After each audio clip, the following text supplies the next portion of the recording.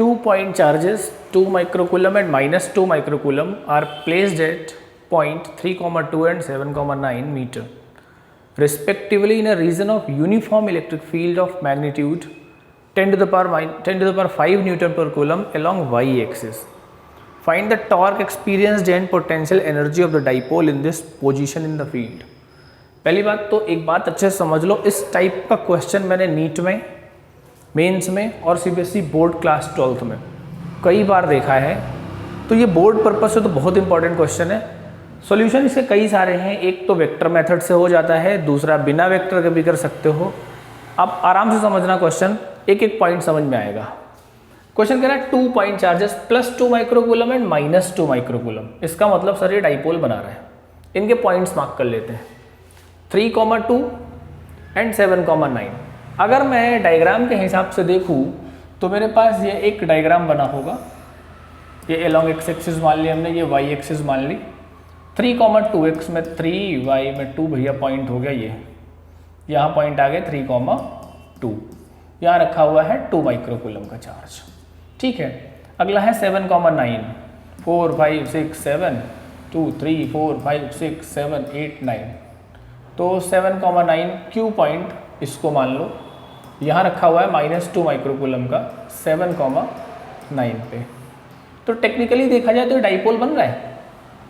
सबसे पहले आप लेंथ ऑफ डाइपोल निकाल लें। अगर आप लेंथ ऑफ डाइपोल निकाल लेते हैं तो 2L मेरे पास क्या आ जाएगा। देखो इसके दो मेथड है, पहला वेक्टर मेथड लेते हैं। 7 - 3 I cap plus 9 - 2 J cap. सही बात है, बिल्कुल इसमें कुछ सोचने वाली बात नहीं है। तो डाइपोल लेंथ 2L कितनी आ गई, 4 I cap plus 7 J cap. ठीक है, Q कितना दे रखा है हमें सर 2 माइक्रोकूलम। तो यहां से मैं निकाल लेता हूं P। P क्या होता है Q इंटू 2L। तो अपने पास Q कितना है, Q दे रखा है sir 2 into 10 to the power -6 into 4 I cap plus 7 J cap. Question हो गया। चाहिए क्या हमको, चाहिए कह रहा फाइंड टॉर्क। अब टॉर्क का वेक्टर मेथड में आपने फॉर्मूला क्या पढ़ा है सर, टाउ वेक्टर हमने पढ़ा है P क्रॉस E। क्या E है अपने पास, ये दे रखा है 10 to the power 5 न्यूटन पर कूलम अलोंग y एक्सिस। मतलब y एक्सिस मतलब J कैप। अबे समझ लो, x में I कैप, y में J कैप और z में K कैप। तो P की वैल्यू ये है 2 into 10 to the power -6 4 I cap plus 7 J cap cross 10 to the power 5 J cap, because electric field is acted along किधर, y axis में।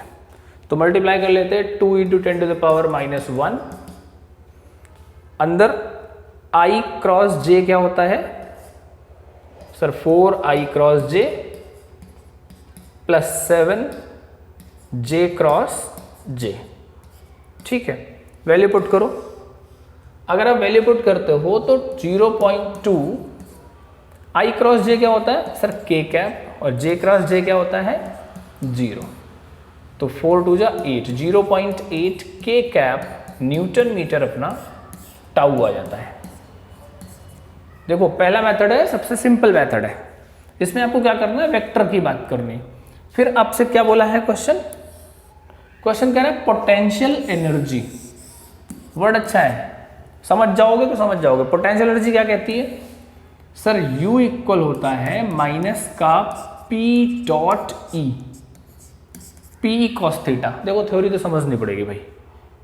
तो माइनस का P डॉट E हो जाएगा। तो माइनस का P कितना है अपने पास, P ये है 2 10 to the power -6 4 I cap plus 7 J cap dot कितना 10 to the power 5 J cap. Dot product की एक खासियत है, J से J, I से I, K से K।